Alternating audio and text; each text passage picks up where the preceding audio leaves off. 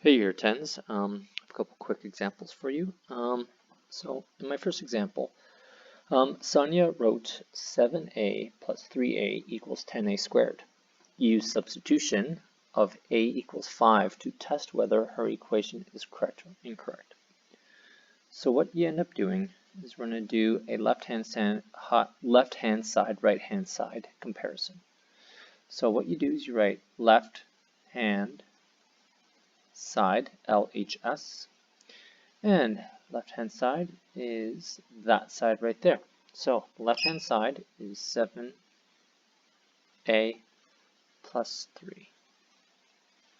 The next thing we do is we substitute in our value of a equals 5. So that's going to be 7. Where I had a, I substitute in 5. Plus 3.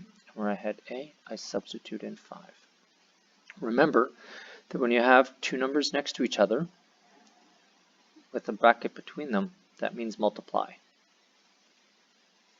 So what's 7 times 5? 35. Plus, what's 3 times 5? 15. Finally, I add them together to get 50. The next thing I'm going to do is I'm now going to do the right hand side, and I'm going to compare the two to see if they're equal. If the two sides are equal, then I know that I have the right answer. Sonia would know that she has the right answer. So a right hand side equals 10a squared.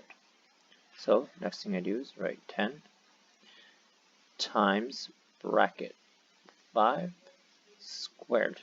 Remember, when you have two numbers next to each other like 10 and a squared, or two values next to each other like 10 and a squared, that means that they're being multiplied. So the next thing I do is I know that I need to do my exponent first. So that's 10 times, what's 5 squared? 25. What's 10 times 25? It is 250. So if you get a situation where your left-hand side and your right-hand side are not equal, that means that your answer is incorrect. So what you do is you write a final answer. And so since the left-hand side does not equal the right-hand side, 7a plus 3a equals 10a squared is incorrect.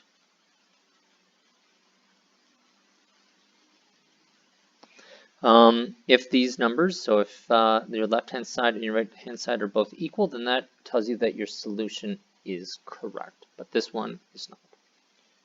For a second example, I'm going to ask you to find the perimeter using a simplified algebraic expression.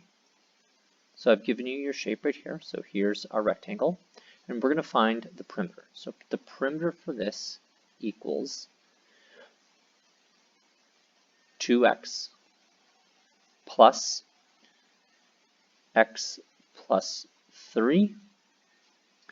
And this side over here, which is also 2x plus 2x plus, and then this side here is also x plus 3.